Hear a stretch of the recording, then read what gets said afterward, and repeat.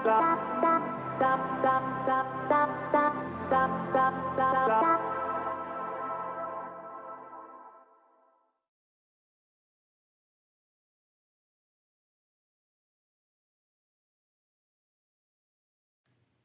you are an NFL fan and someone says the city Miami, and they refer to Miami, Florida, what is the first animal that comes to mind? Most likely it's the dolphin, right? Because you're aware of the Miami Dolphins. If you're a big baseball fan and someone says the city of St. Louis, and you're referring to Major League Baseball, and someone says the St. Louis, then you can finish their phrase or their sentence, the St. Louis Cardinals. You know what the Dolphins are to the Miami NFL team, what the Cardinals are to the Major League Baseball team in St. Louis. That's kind of what dinosaurs have been for a number of years to evolution. That is, that the theory of evolution, and those who teach the theory of evolution, and those who make textbooks where evolution is promoted and advanced, oftentimes they use dinosaurs more than anything else, more than anything that I have ever seen, to propagate and to teach and to try to advance their theory. I have a textbook in my office called Evolution, Change Over Time. And it's a textbook that was used all over this country for middle schoolers a few years ago. And the textbook is on evolution, as the title says. And of course, there's nothing wrong with the idea of change over time. But most often when people refer to evolution, they're talking about macroevolution. They're talking about how you could go from nothing into something, and then you could have singular cell organisms that evolve into multicellular organisms over many millions of years. And that's that's the idea behind this textbook. Interestingly, more than any other animal that you will read about in this textbook on evolution, you will see picture after picture or illustration after illustration, statement after statement, paragraph after paragraph about dinosaurs. In fact, out of the 100 pages in this textbook, at least 32 of them contain information and or pictures of dinosaurs. That's one out of about every 3 pages. So what's the point? Well, it seems to me, again, that more than any other animal, any other alleged proof of evolution that I have seen promoting the theory of evolution, it oftentimes goes back to these creatures that we refer to dinosaurs. So a few years ago, Bill Nye the Science Guy, he put out a video where he was talking about how surprised he was that a number of people do not believe in the theory of evolution. And in that video, he made this statement. He said, once in a while I get people that really, or that claim, they don't believe in evolution. And my response generally is, well, why not? Really, why not? And then after making that statement, soon thereafter, one of the first things he says, to his amazement of why people don't believe in evolution, the statement was made, I mean, here are these ancient dinosaur bones or fossils. And so notice the connection that Bill Nye the Science Guy put with, why wouldn't you believe in evolution? Look at all of these dinosaurs. You know, Dr. Philip Kitcher, in his anti-creationist book titled Abusing Science, The Case Against Creationism, it's a book that the renowned Stephen Jay Gould, evolutionist and atheist Stephen Jay Gould, called a brilliant book. In this book, Dr. Philip Kitcher claimed that solid evidence for the coexistence of dinosaurs and humans would shake the foundations of evolutionary theory because, of course, the dinosaurs are supposed to have been long extinct by the time the hominids arrived on the scene. So notice again the connection that this evolutionist gives with the theory of evolution and with dinosaurs. I mean, if it could be proven that dinosaurs and humans actually live together, then he says the connection between evolution and dinosaurs is so deep and so much together that you will have shaken the foundations of evolutionary theory. You know, this has been a problematic topic for a number of people. In an email that we received at Apologetics Press some time ago, one woman wrote about evolution and her teenage son. And she said this. She said, "This is so scary. I'm battling this with my 15-year-old right now. I should have started earlier, but the things that affected me don't affect him and vice versa. Dinosaurs were the beginning of our problems. I'm so afraid of losing him to the world." A lot of people have struggled with this topic. A lot of young people have struggled with it, and they in turn oftentimes ask their parents questions, and oftentimes parents do not feel very equipped to deal with these questions. And oftentimes it has begun questions and some of the problems that people struggle with as they read their Bibles, as they hear what their science teachers have to say, and as they read a lot of children's books. A lot of times these questions begin at a very young age. For example, in the children's book Dinosaurs that I have a copy of, on page 1 you will read that millions of years ago dinosaurs roamed the earth.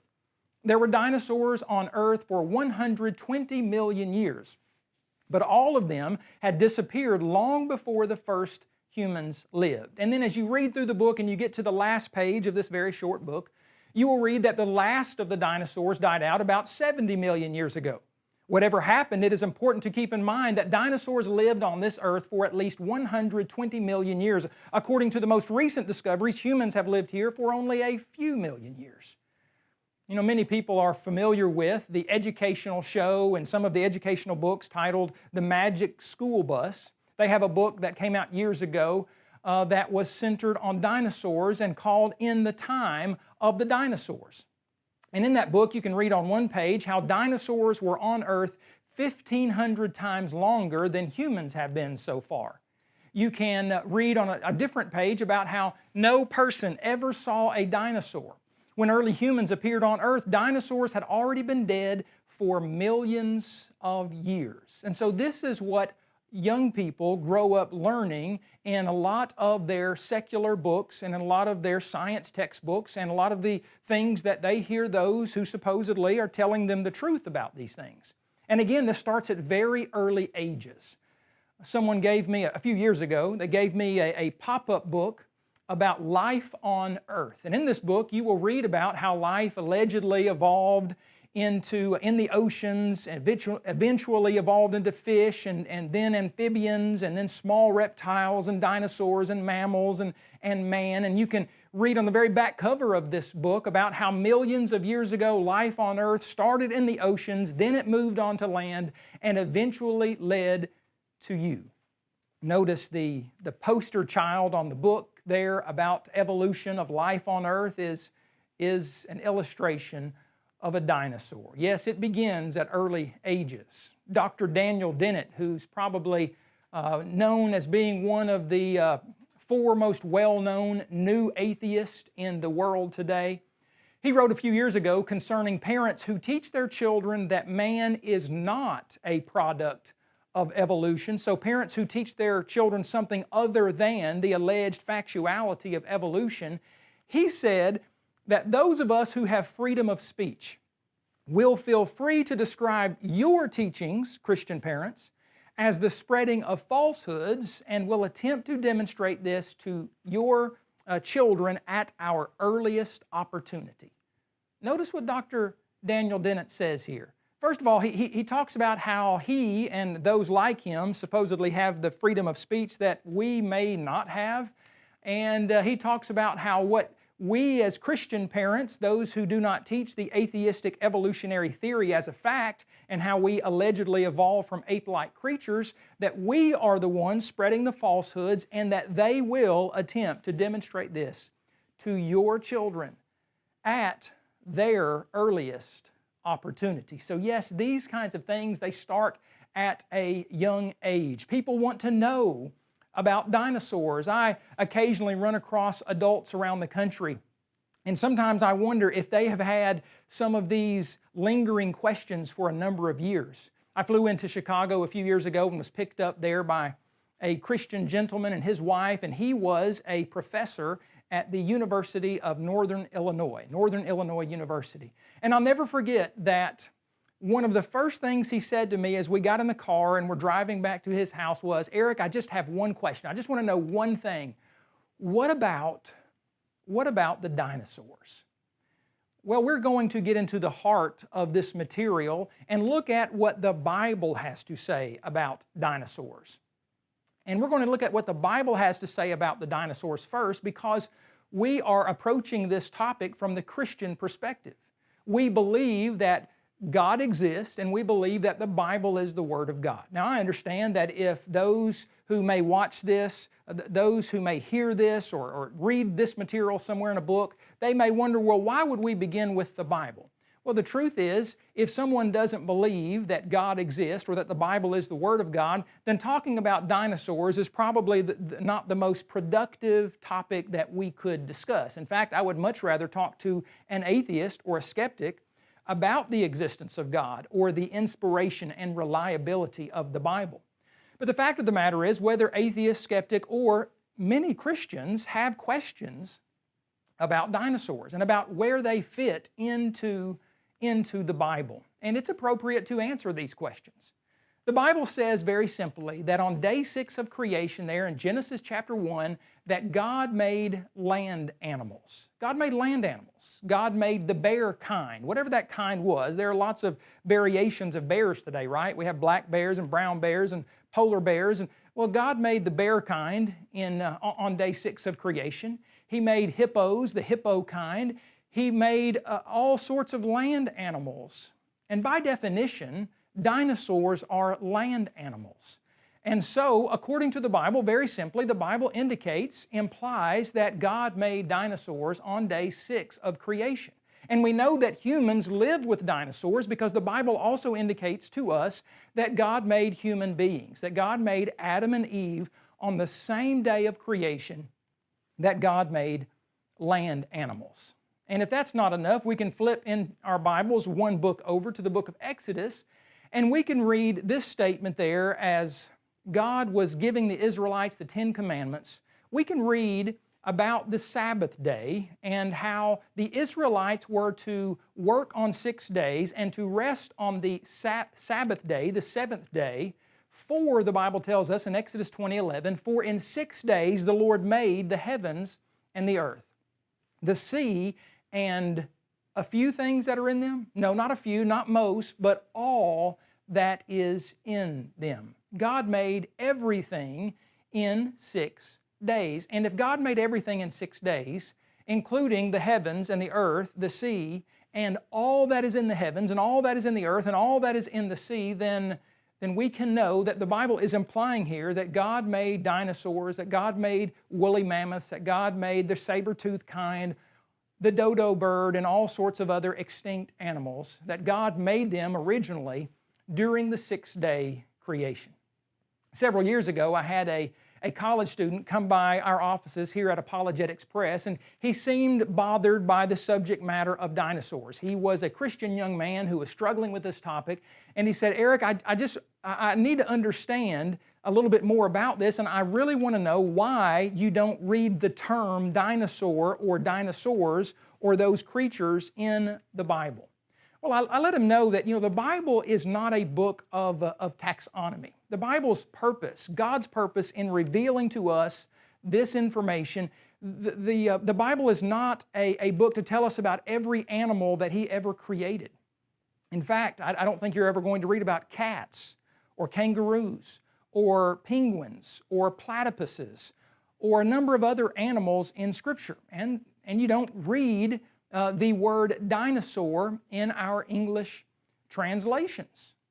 The Bible's not about animals per se. It's about salvation through Jesus Christ. It's about God and what He has done for us and what we are to do in return as we submit to our gracious God through the Lord Jesus Christ. Furthermore, the Bible was completed 1900 years ago and was fully translated into English by 1535.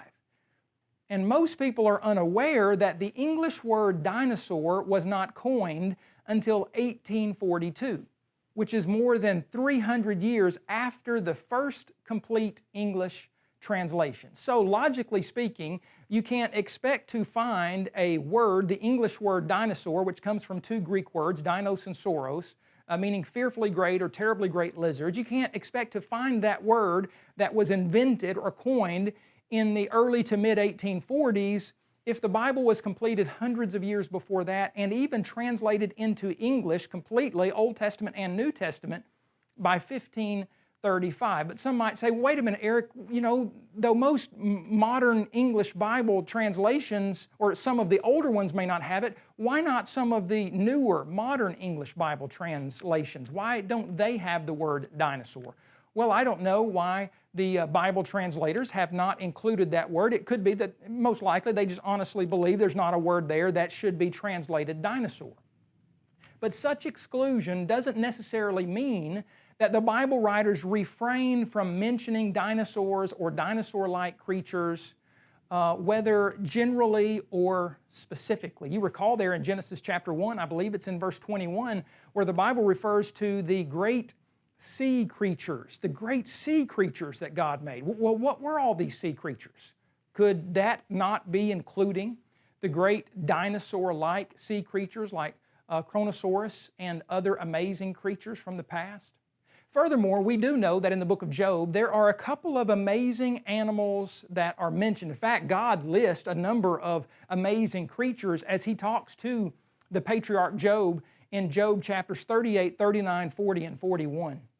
And as He is impressing upon Job His majesty and His greatness and His power and His knowledge and His sovereignty over His created realm, He talks to Job about His creation and about a number of different animals.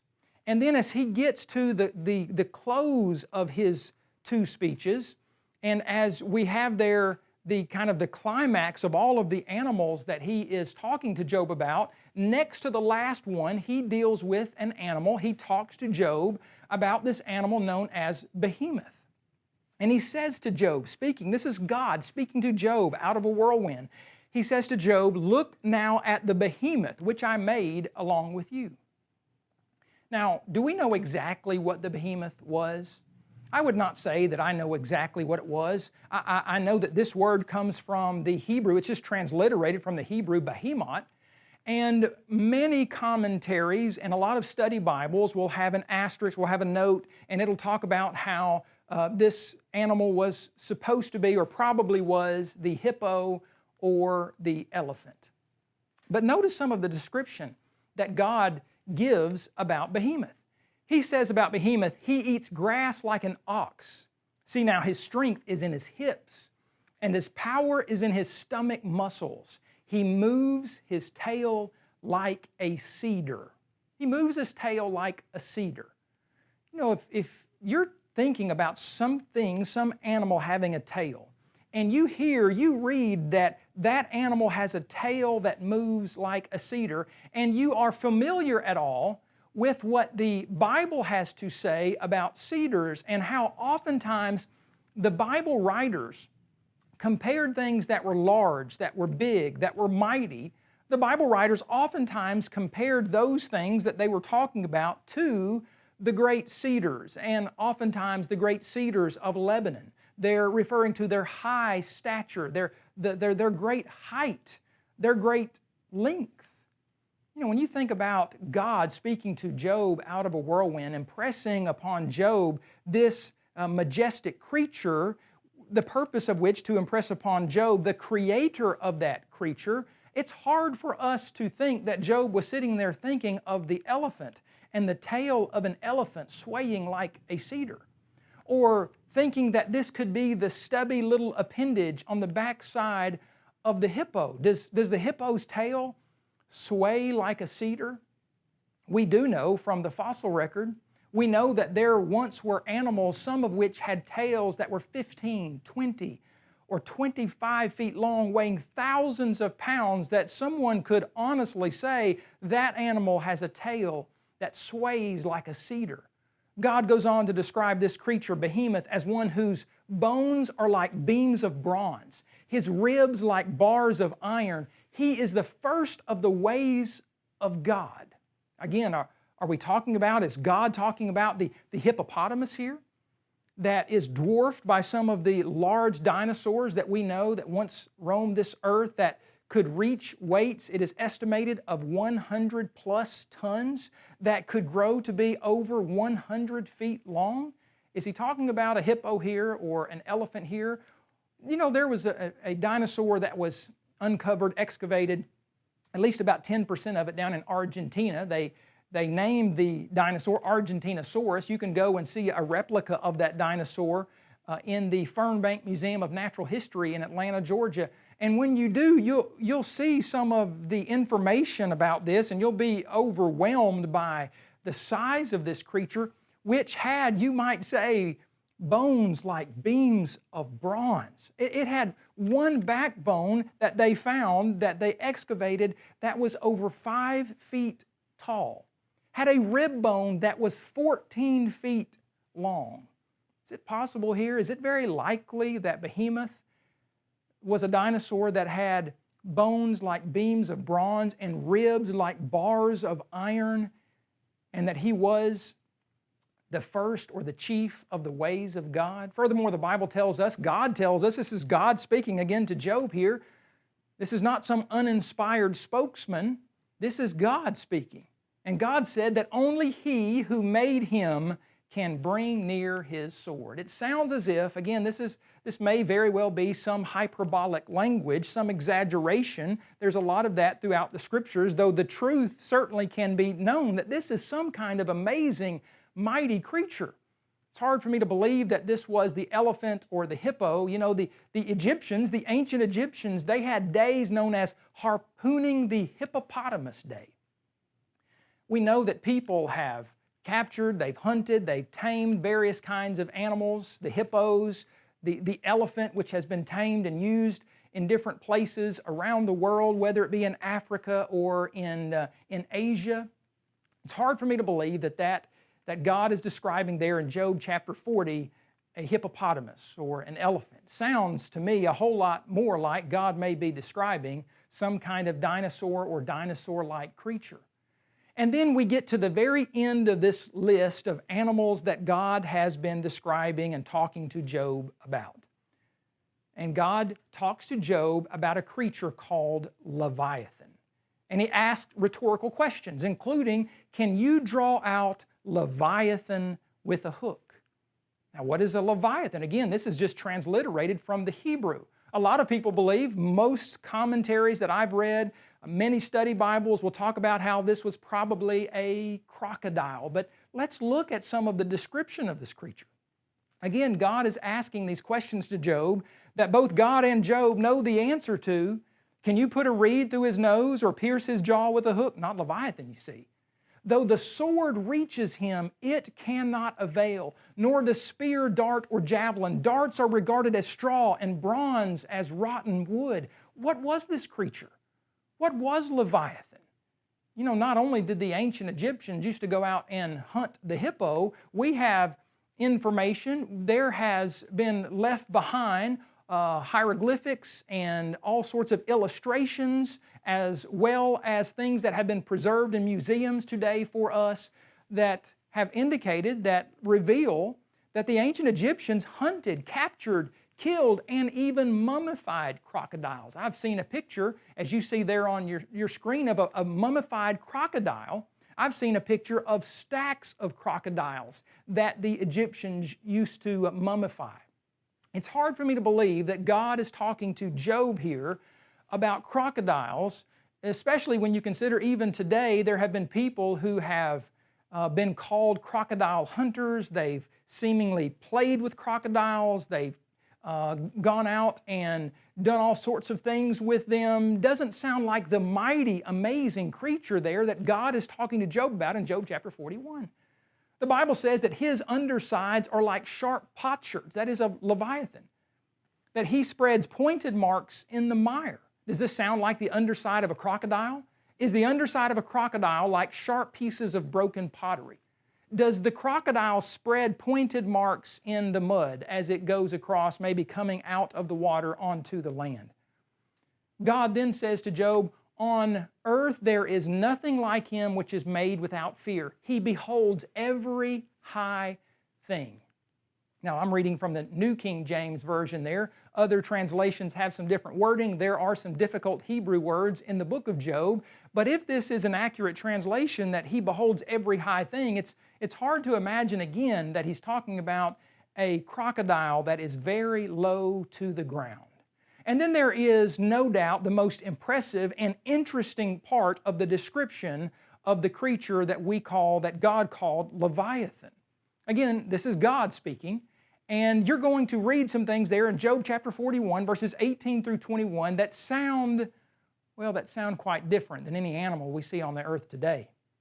Leviathan, his sneezings flash forth light, and his eyes are like the eyelids of the morning. Out of his mouth go burning lights, sparks of fire shoot out, smoke goes out of his nostrils as from a boiling pot and burning rushes. His breath kindles coals, and a flame of fire goes out of his mouth.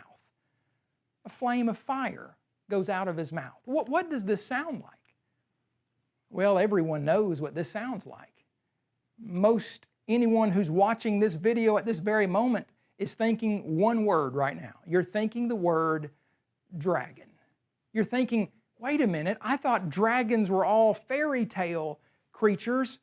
This is God impressing upon Job His majesty based upon His creation, and God is describing an animal that can spew something out of its nose and mouth that at the very least look like fire and smoke, if not literally were fire and smoke. I was reading several years ago from a book by Dr. Hugh Ross where he made the statement, no dinosaur ever breathed fire or smoke. Now, Dr. Hugh Ross, from everything I understand, he claims to be a Christian, but that he claims that God used evolution over millions or billions of years to get the universe to where it is today. And he believes that humans and dinosaurs are separated by tens of millions of years. Notice his statement. He said, no dinosaur ever breathed fire or smoke. You know, when I read statements like this, one of the first words that comes to mind, one of the first sentences that comes to mind is, why? Why or why not?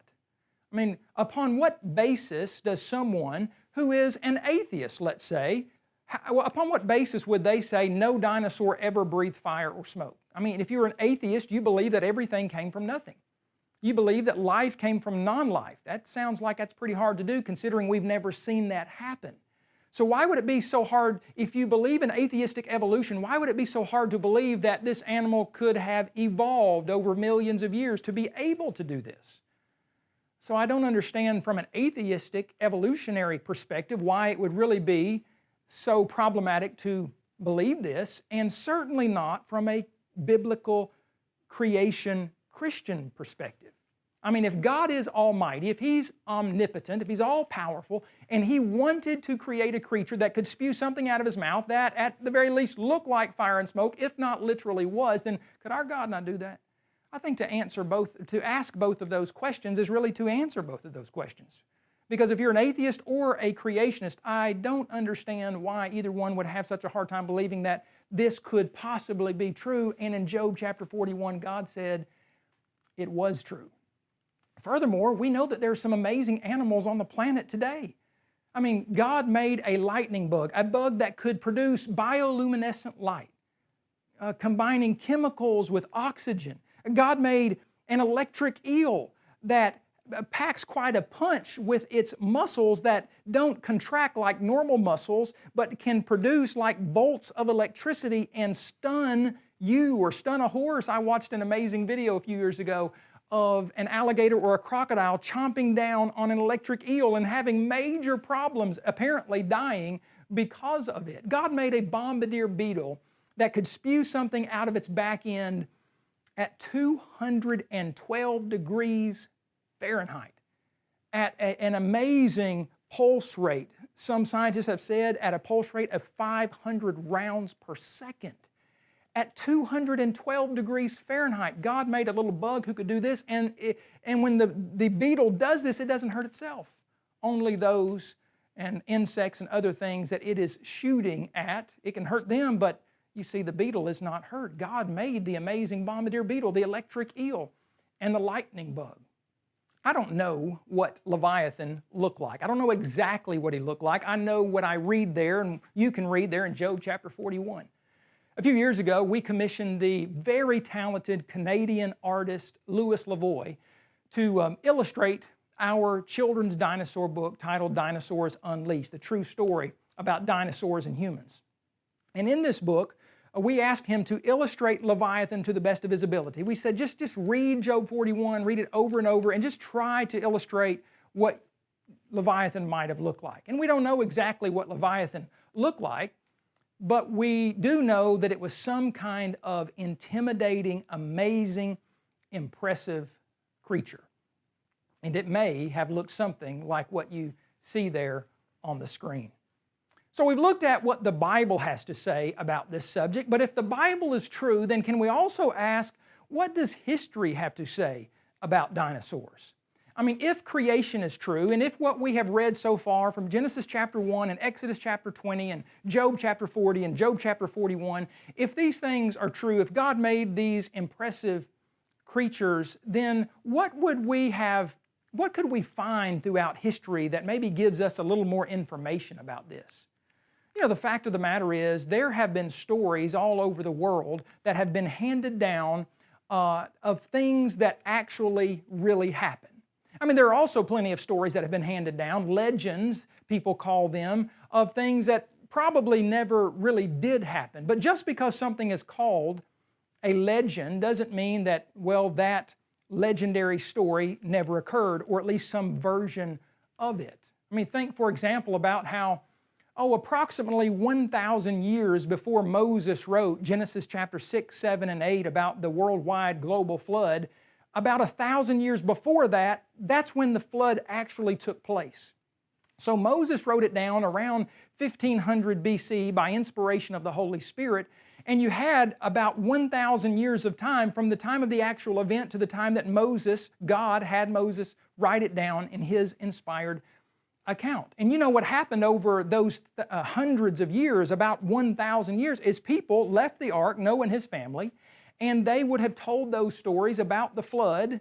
That story would have told them to their children, to their grandchildren, who would have passed the story down to their grandchildren and to their grandchildren. And today, there are literally hundreds of flood legends all over the world. Some have estimated as much as 500 legends. Now, there are some differences between the legends, but you would expect there to be flood stories or flood legends all around the world if there actually was a flood approximately or around 2500 BC. You know what we also have? We also have ancient stories of reptiles. I mean, stories, hundreds and hundreds of these stories that go back thousands of years. But these stories, you're not going to find the word dinosaur because, as we've already mentioned, dinosaurs, that word was not coined until the early to mid 1840s. Right at 1842. Ancients used the word dragon, from the Greek drakon, to refer to any large serpent or reptile, whether real or mythological, aquatic, aerial, or terrestrial. Now, have some dragon legends been embellished over time? Absolutely, positively they have. Let me ask you this. Have real events occurred in your life where you embellished them later on? Maybe because of the adrenaline that you had, the rush that you felt, maybe because you were just having a fun time with friends and family and you got going and it seemed like the story just grew a little bit, but it was based on, at the very least, a kernel of truth, if not a whole lot of truth. Now, I can remember as a kid being chased what felt like miles by a large dog. Now, I love dogs, but this dog seemed kind of cantankerous, and he just chased me as I was on a bike and just chased me all the way to my garage door where I felt like I barely got into the house before it was going to bite me. Now, I've probably embellished that story before. When I was a young adult living in Anchorage, Alaska one summer, I was chased by a moose only a few days after seeing video footage of a moose killing an individual. I've told that story before. I've probably embellished how that story came about or what all the actual timing of the details were and how big this moose was, but it actually happened, and I was really scared for my life. Now, have dragon legends been embellished over time? Of course they have, some of them at least. However, such exaggerations do not negate the overriding truth that fearfully great reptiles of many different shapes and sizes once lived with humans. The thing is, these dragon legends, they are found all over the world. In his book, The Dragons of Eden, atheistic evolutionist of the 20th century, Carl Sagan, wrote that the implacable or relentless mutual hostility between man and dragon is not a Western anomaly, it is a worldwide phenomenon. In his article about dragons, evolutionist Kerr Than wrote in 2007, dragons are found in the myths and legends of cultures all around the world. Interesting, isn't it? That even atheistic evolutionists admit that there are stories of these creatures that have been found all over the world. In fact, Daniel Cohen, in his 1975 book, The Greatest Monsters in the World, evolutionist Daniel Cohen said, people all over the world have believed in dragons. A few years ago, Animal Planet put out a DVD, a video that you can probably watch somewhere online today. And the beginning of the video starts with these words narrated by the famous Patrick Stewart. He said, "There is one creature remembered in the legends of almost every human culture that's ever existed, a creature depicted with remarkable similarity by the Chinese, the Aztecs, even the Inuit, who live in a frozen land where no reptiles are found. Even they have stories of this animal, the dragon. Cultures from different continents, people who had no contact with one another, yet all of them have stories describing the same mythical animal."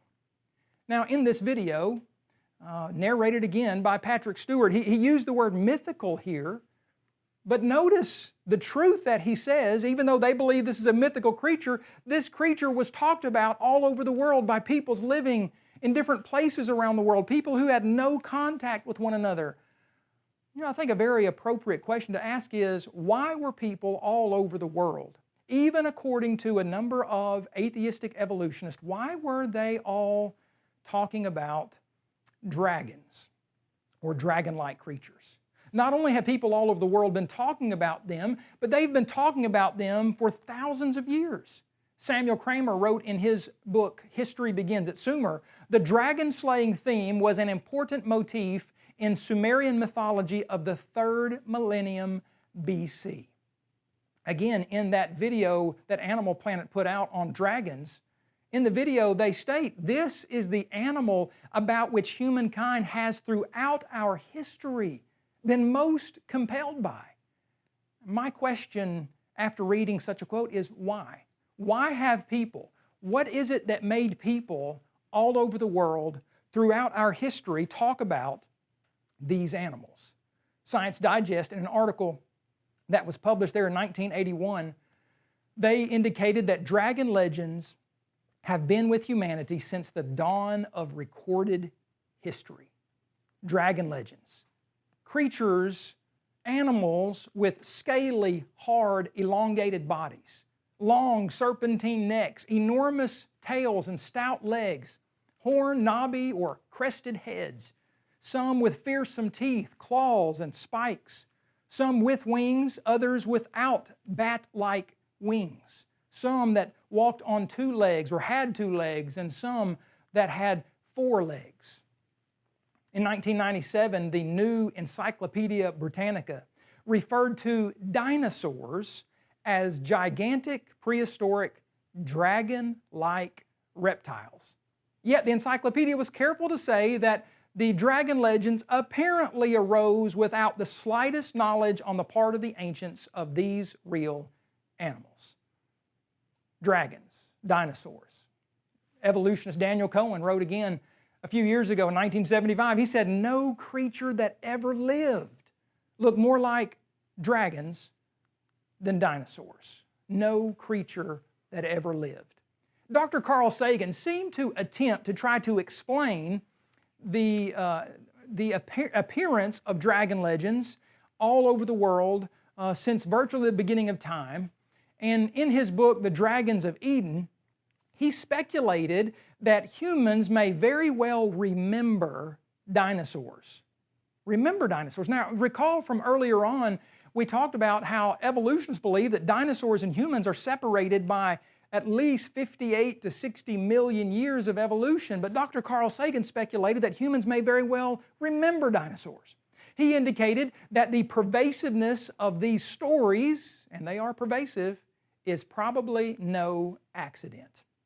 He said, and he asked, Could there have been man-like creatures who actually encountered Tyrannosaurus rex?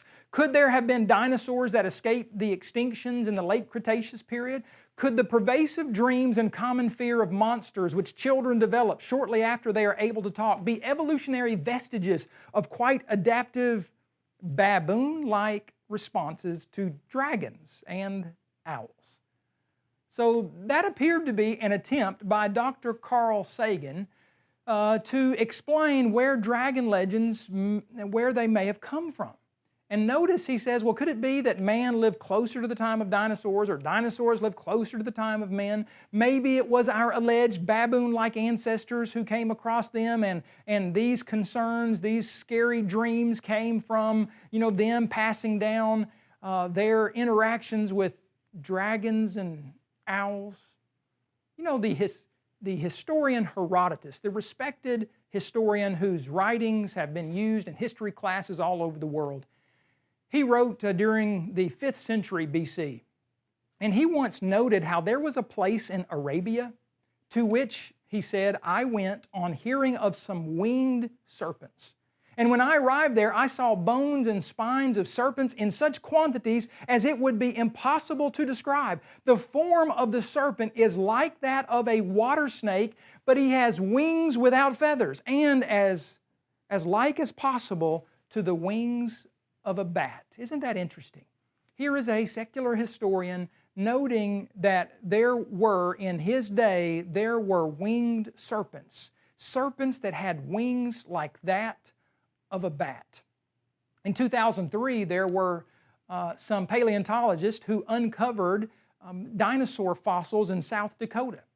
And as they began to reconstruct these fossils, they understood that this was some really amazing, cool-looking dinosaur. And the name that they gave this dinosaur, they gave because of what they thought the dinosaur looked like. They named the dinosaur Dracorex, which means Dragon King. Now, why would you name a dinosaur Dragon King if dinosaurs look nothing like dragons, and if there is no connection between the two? One placard in the Children's Museum there in Indianapolis, Indiana, where this is located, reads, "When we saw this creature's head, we weren't sure what kind of dinosaur it was. Its spiky horns, bumps, and long muzzle looked more like a dragon." It's a new type of dinosaur that looks like a dragon, as it's stated there in the museum. How can you have a dinosaur that looks more like a dragon? Could it be that these stories are exactly what we would expect to find if God created dinosaurs on day 6 of creation? A few years ago, the evolutionist Kurt Than wrote an article about dragons in an attempt to try to explain where dragon legends came from. And he gave a number of possibilities, 10 different possibilities. I would suggest they weren't very possible. But he mentioned, well, maybe, they saw lizards on the ground and they just made big stories up about lizards, or maybe it was this, or maybe it was that. To his credit, his number 3 explanation for where dragon legends came from, at least the European dragon legends, he noted this. He said, of all the creatures that ever lived, pterosaurs probably most closely resemble the dragons of European legend. Reptilian and featherless, pterosaurs flew on wings of hide that were supported by a single long and bony finger. The smallest pterosaur was the size of a sparrow, while Quetzalcoatlus, named after the Aztec god, had a wingspan of more than 40 feet. Making it the largest flying creature ever. Yeah, Quetzalcoatlus was some kind of huge dinosaur-like flying reptile. Notice what Kurt Than says there at the beginning of this quote. He says, of all the creatures that ever lived, pterosaurs, probably, pterodactyl, pteranodon, these kinds of animals probably most closely resemble the dragons of European legend. Maybe that's because they were dragons, that these are the animals that those who were telling these stories were actually talking about. But then we get to Kurt Than's number 1 explanation for where dragon legends came from. And this is what he noted. He said, to people living in ancient times, a comet streaking through the skies with an icy tail millions of miles long would have closely resembled such a creature. If comets were the inspiration for some dragons, it could help explain why dragons are ubiquitous in the myths and legends of so many different cultures in all corners of the world. So Kurthan gives us 10 possible, what he believes are possible explanations for where dragon legends came from, and his number one explanation is, well, people may have seen comets streaking through the skies, and that's where dragon legends came from, that they allegedly closely resemble such a creature, that is, these comets. I don't know about you, but when I look at a picture of a comet and I look at a picture of a dinosaur, and I ask the question, which one looks more like a dragon to you? I've never seen anyone ever say that it makes really good sense to believe that dragon legends came from people living all over the world, different parts of the world, over the last several thousand years, that all of these stories came about because people were seeing comets streaking through the skies. Friends, does it not make sense if God exists and if the Bible is true, that God made these amazing creatures on day 6 of creation, and that people throughout history have talked about these animals? You know, if you go somewhere that's a neat place that you've never been before, and you come across animals or some sights that you've never seen before, and you see them for the first time, and you're amazed by these animals or these places, and you go back home, what do you do when you go home? You talk about what you saw. You tell stories about where you've been. And throughout history, what we have found is that people have told these stories and passed down these stories to their children and their grandchildren, and it has permeated earth and the peoples around the earth, so that it leaves us exactly what we would expect to find if what the Bible tells us about creation in 6 days, and God creating everything, including the dinosaurs, on day 6 of creation.